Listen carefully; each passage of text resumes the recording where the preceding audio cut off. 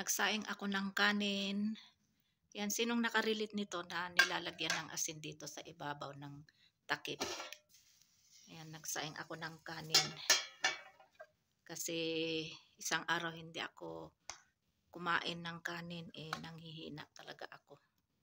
So, maglagay ako dito sa plato. Ayan.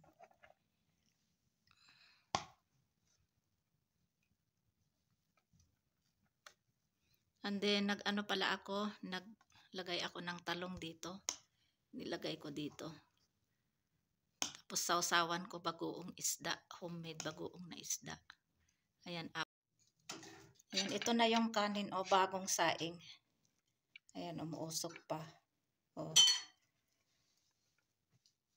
Tapos, ito na yung talong na sinapaw ko sa kanin. Saka ito naman yung aking niluto na cauliflower, egg omelette or picha.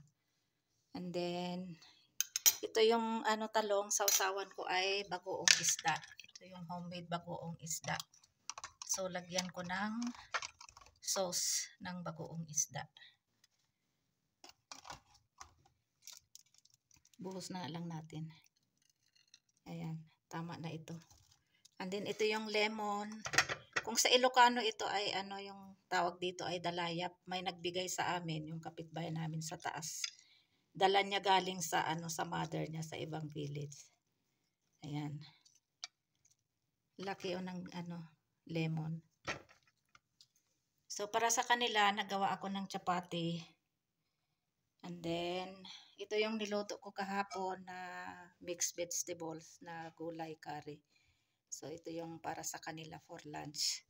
Pero sa akin, ito ay ayos na ito sa akin. Mabubusog na ako nito. Kaya ayan, kain tayo ng lunch kasi hindi pa ako kumain. Ayan, kumain na sila, si Lakay, si Langga, saka si Fatma, si Fahad di pa kumain. Mamaya pa yun. So ito, kain tayo ng lunch na boiled rice at saka talong na sausawan ng bagoong isda at saka lemon. Sarap ng aking ulam.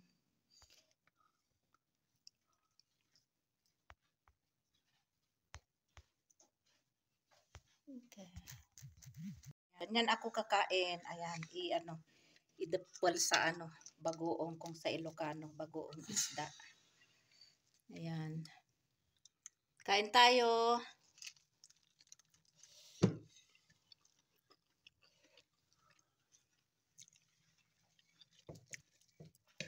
Masarap din ito na ulam.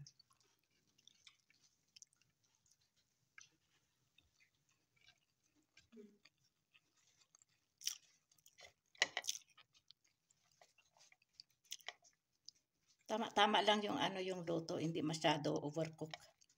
Kasi pinatong ko lang ito, nilagay ko lang, sinapaw ko lang sa kanin. Yan. Sarap.